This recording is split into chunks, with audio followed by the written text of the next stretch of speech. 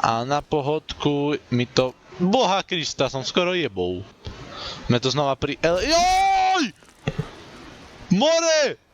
On sa trochu polákal. More to, ak mi ešte urobí raz tento horolezec, chytím tu tyko z paniku, tu chycím. Benzínole znova. Hop, hop. Ja už to mám nacvičené, už ma neboli tak moc papršia, ak ma bola, keď som to prvýkrát natáčal, tá je pohodka.